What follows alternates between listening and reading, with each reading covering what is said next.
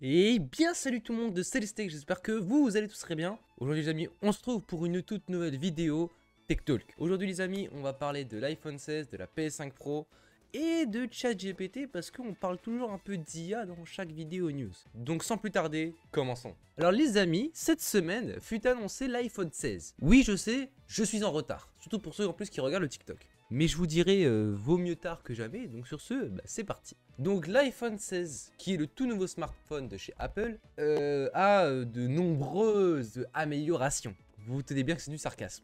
Donc l'un des premiers trucs qu'on peut retrouver par exemple sur l'iPhone 16 Pro et l'iPhone 16 Pro Max, on a une augmentation de la taille de l'écran. Pour l'iPhone 16 Pro, on passe de 6,1 pouces à 6,3 pouces, c'est déjà pas mal. Et pour l'iPhone 16 Pro Max, on passe de 6,7 pouces à 6,9 pouces.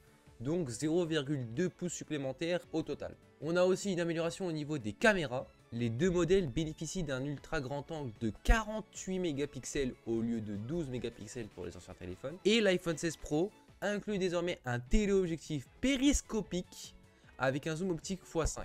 En vidéo, ils permettent de filmer en 4K à 120 images par seconde avec des options avancées comme Apple ProRes Log pour un étalonnage professionnel. On a aussi la nouvelle puce A18 Pro qui est présente donc sur les iPhone 16 Pro et 16 Pro Max qui sont dotés de la puce donc A18 Pro comme je viens de le dire, offrant des performances CPU et graphiques améliorées de 20% par rapport au A17.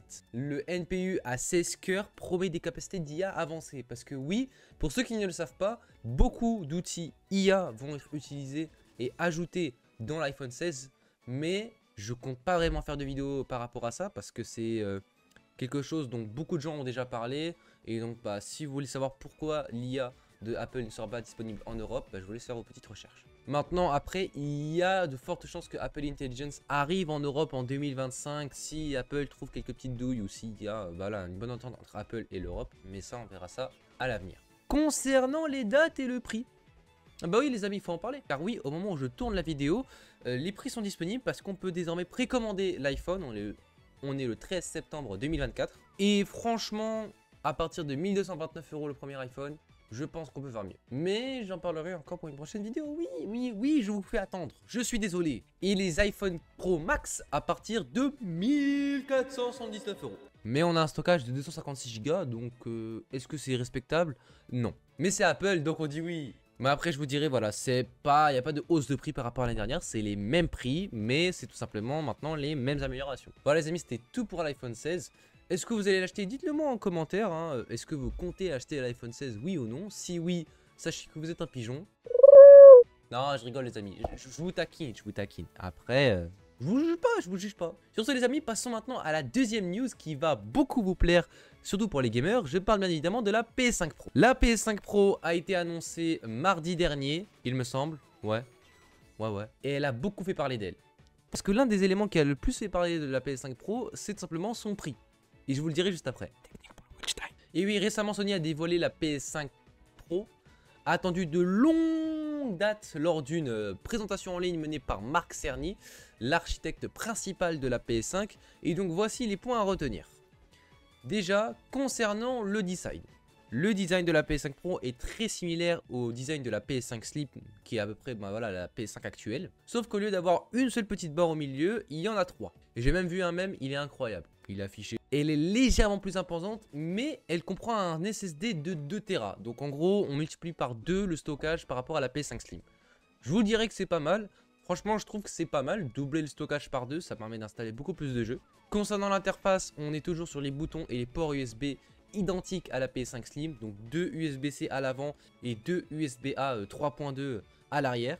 Concernant les performances. Ah oui, c'est ça qui nous intéresse, hein. Bah oui, franchement, une PS5 Pro, est-ce qu'elle est aussi pro que ce qu'on le pense? J'espère bien. Le processeur et la mémoire, d'abord, la PS5 Pro est équipée d'un processeur graphique plus puissant avec 67% d'unités de calcul en plus et une mémoire 28% plus rapide. Donc en gros, on a une puissance 1,67 fois plus supérieure que la PS5 Slim et une RAM 28% plus rapide. Cela permet une accélération de 45% du rendu des jeux.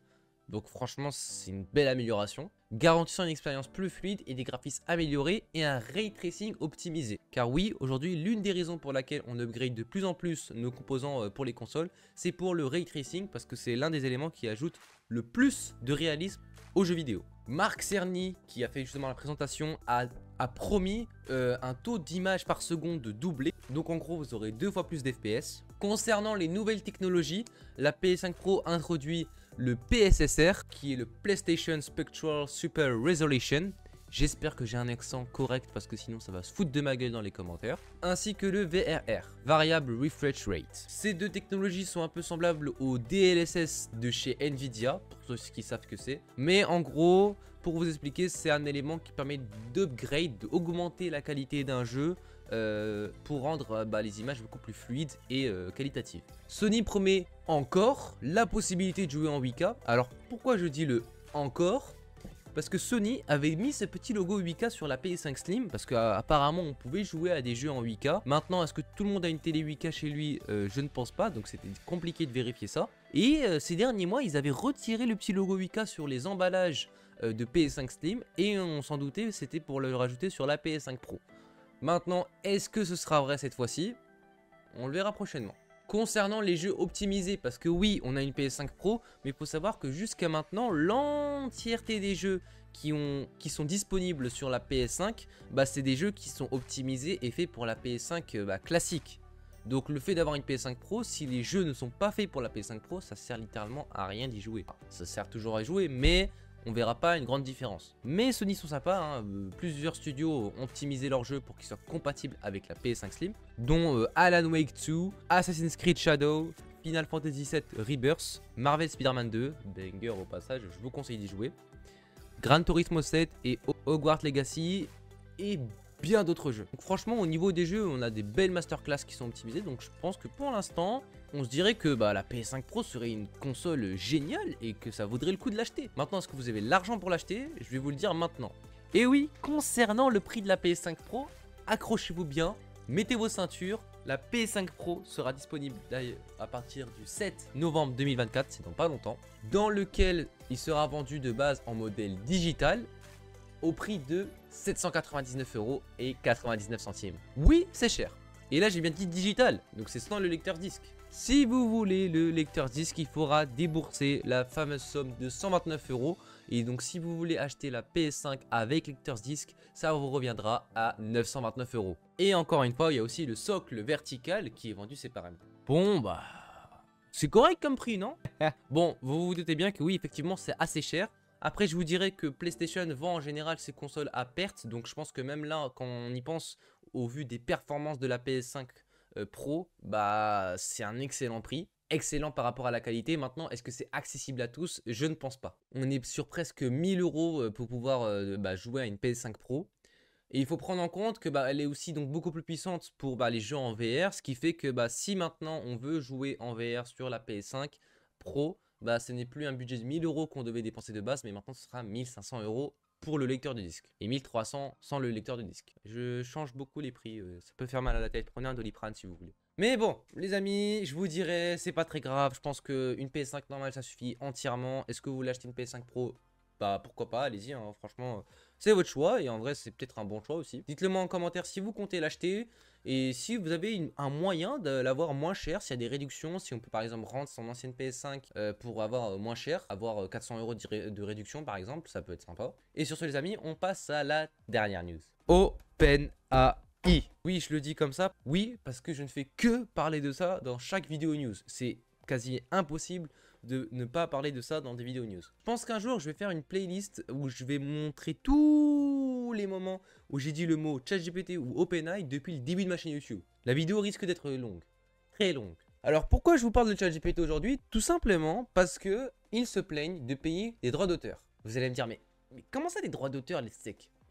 Eh bien ChatGPT, vous vous doutez bien comme quoi ce n'est pas une intelligence innée comme ça qui est née avec toutes ses connaissances. Non, elle a été entraînée avec des documents, des bases de données et plusieurs milliers de choses. Sauf que pour certains entraînements, il faut utiliser des livres, il faut utiliser des sons et des audios, bref, plein de trucs qui sont copyrights. Donc, pour pouvoir entraîner ChatGPT de manière légale, OpenAI doit payer des droits d'auteur pour pouvoir entraîner son IA. Et il a récemment pris position sur la question des droits d'auteur dans le cadre de l'entraînement des modèles d'intelligence artificielle. La société gérée par Sam Altman a affirmé qu'il serait impossible de développer des IA performantes en respectant strictement les droits d'auteur, une déclaration faite lors d'une audience devant une sous-commission de la Chambre des Lords au Royaume-Uni. OpenAI reconnaît que l'entraînement des modèles actuels implique l'utilisation de contenus protégés par les droits d'auteur, tels que des articles de blog, des photographies, des messages de forum, du code, documents officiels. Selon la firme, les lois actuelles sur les droits d'auteur couvrent presque toutes les formes d'expression humaine, rendant impraticable l'utilisation des données entièrement libres de droit pour entraîner des IA compétitives. Et OpenAI a ironisé l'idée d'utiliser des documents du domaine public datant donc en général de plus d'un siècle, mais ils ont qualifié ça de non fonctionnel pour l'innovation technologique. Et je vous dirais que d'un côté c'est compréhensible. Et beaucoup de gens sont contre cette demande-là par rapport au fait de ne pas payer de droits d'auteur pour entraîner cette IA, parce que c'est un peu une violation de leurs droits, c'est littéralement de l'utilisation gratuite de données dans le but d'entraîner une IA qui pourrait potentiellement être meilleure que nous dans les années à venir. Donc ouais, donc oui, c'est un choix, c'est vraiment quelque chose dont on va parler pendant des mois et des mois jusqu'à avoir une conclusion. Dites-moi en commentaire ce que vous en pensez. Est-ce que OpenAI devrait avoir le plein pouvoir entre parenthèses sur l'utilisation des données et des documents, ou alors s'ils n'auront pas le droit de le faire. Voilà les amis, j'espère que cette vidéo vous aura plu et que vous aura fait plaisir, que je n'ai pas parlé trop vite et que j'ai articulé chaque mot. Oui, je viens d'articuler chaque mot. J'essaie quand même aussi d'un côté de parler suffisamment vite pour dynamiser la vidéo, c'est quand même un peu l'objectif. En tout cas les amis, n'hésitez pas à liker, partager et vous abonner, ça fait extrêmement plaisir. Donnez-moi des commentaires pour que je puisse m'améliorer. Abonnez-vous à mes réseaux, je publie pas mal de choses ces derniers temps. Sur ce les amis, restez comme vous êtes et restez des geeks, c'était les steaks. Peace.